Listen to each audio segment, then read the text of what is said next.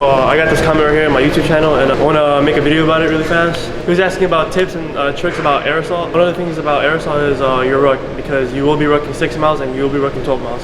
One of the things I do with my ruck is lift it very high up so it's sitting on my shoulders. You don't want to ruck too low, because if you have a low ruck, that's back problems waiting to happen. Ask Richie. He had that shit, put the camera at him and ask him what happened. So what happened, Richie? That shit was hurting so bad. It's not a good idea. Don't recommend it. Alright, over here. So, come closer, Tucker. So, if you can see, I leave my ruck like this. And whenever I take it off, I button the clips up right away.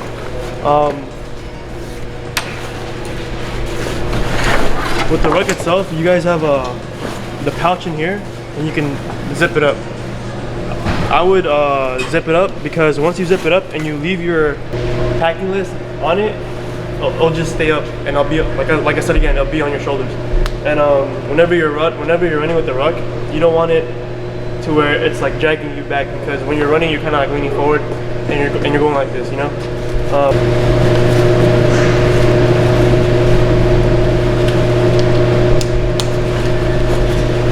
Okay, this is how the ruck sits. Okay, so now that you know how to set your ruck up and the packing list, you're packing everything twice, let's talk about day 0. Day 0 is probably the most physical part about aerosol for me. Like, aerosol is hard, but day 0 was a different type of animal. In day 0, you get smoked, you do your 2-mile run, you do your run to the obstacle course, you do the obstacle course, and you run back. One tip about day 0 is to be physically fit already, and to not give up, and to be motivated. You gotta be motivated. Honestly, that's what it is. You gotta be motivated to know that you're gonna be able to do it, and to look at people around you and be like, oh shit, you know, he's pushing himself, I'm gonna push myself too, you know. So day 0, just push yourself. If your company or if wherever you're at does a train up, definitely do the train up, because the train up will help you a lot. Phase 1 wasn't too bad. I can't really give you any tips for phase 1 except to study, because you will be doing a written test about different types of helicopters and different types of safety procedures and all that stuff. And the end of phase 1, you do your 6-mile ruck, if I'm not mistaken. You do your 6-mile ruck. So for the ruck, honestly, you just don't slow down at all. Like, so if you're gonna do sprint 3 light pulls, walk 1 light pull, sprint 3 light pulls, walk 1 light pull, then you can do that. Just don't slow down. You will have a pacer, but they're very it's not accurate. So you gotta finish the 6 miles in an hour and a half. You gotta finish it under an hour and a half. Don't follow under the pacer. And why, you know, like, if you can do the 6 miles in under an hour, or maybe an hour and 10 minutes, then do that. There's no point of you looking at the pacer, and, you know, like, always push yourself. So that's my tip on the ruck, the 6-mile ruck. So phase 2 is gonna be the hardest out of the whole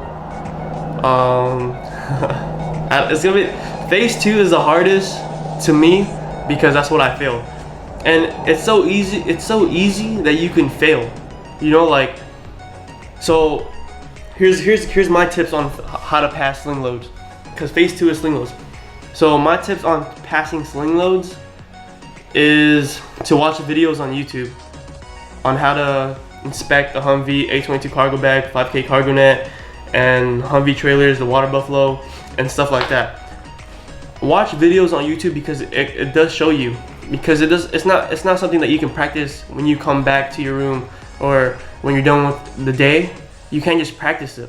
Like, you can only practice it in class. So watch videos on YouTube so you get familiar with it. Most people worry about the written test in phase 2, but that's not what got a lot of people kicked out in my class.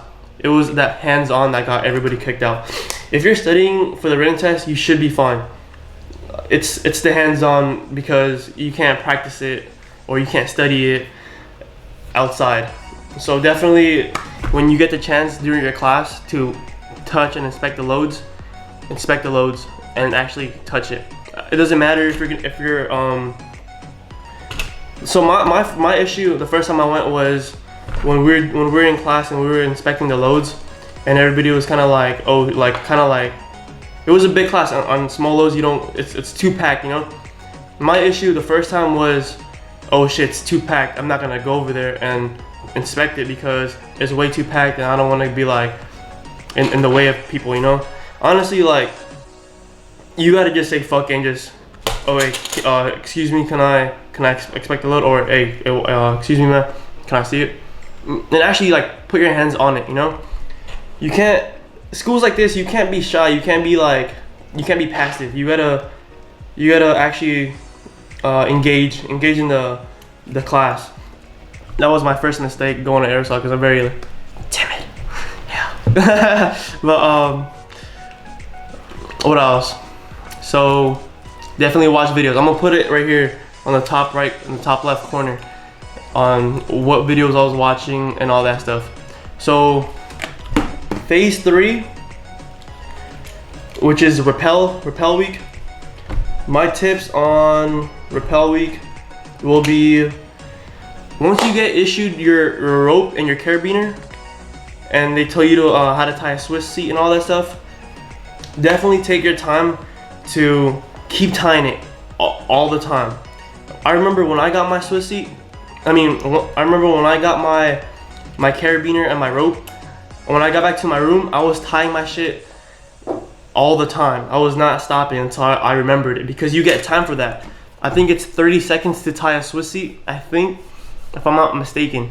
But yes, I have a video right here, I'm gonna post it right now, of me tying my Swiss seat and how much I was practicing and all this shit, you know, because that shit is no joke. Like, people get kicked out for that, like, because it's fast. It's all right, aerosol, you gotta tie your Swiss seat in this many seconds. My third command of execute, you tie your thing, execute, and you got motherfuckers over here tying that shit fast as fuck. I'm over here rushing, you know. So when you get the chance and you get your rope and your carabiner, keep practicing. Practice makes perfect. You know what I'm saying? So that's my tips on that. Practice on that. And then you get timed on tying the rope to your carabiner to rappel. So with that, you get another rope. Let's say you have a battle buddy, right? You ask him you ask to borrow his rope, and then you practice tying it around too. Like, you don't understand. Like, phase 3 is easy if you practice. That's really what it is. Phase 3 is easy if you keep practicing to tie your Swiss seat, keep practicing to tie your carabiner to rappel. And then tips on rappelling itself, you gotta just say fuck it, honestly. You gotta just say fuck it. If you're scared of heights, you gotta say fuck it and just close your eyes and let go. Close your eyes and let go. And then I'm telling you, you'll be fine. So you rappel on the wall once, and then you rappel by yourself without the wall, and then you rappel with your rucksack on. And you just keep doing it. You keep doing it. And then after that, you get tested on it, on how you do. Make sure it's attention to detail. So if they tell you to let go, then you let go. If they say do your 3 stops, you make sure you do your 3 stops when you're rappelling. Like, so you rappel, stop, 1, he goes like this, you go, 2, and then he does it again, 3, and then you go all the way down. So like I said again, you gotta just say fuck it when you're rappelling, because I can't really give you much tips on those. The 12-mile ruck.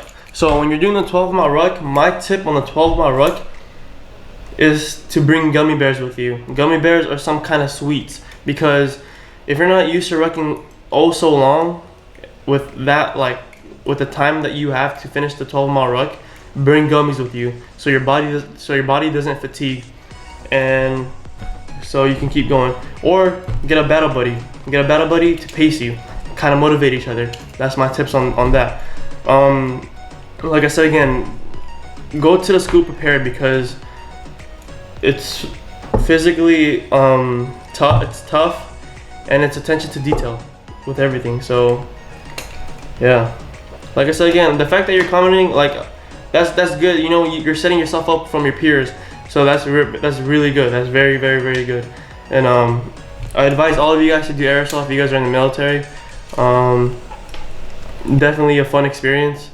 And yeah, airborne now. Let's go.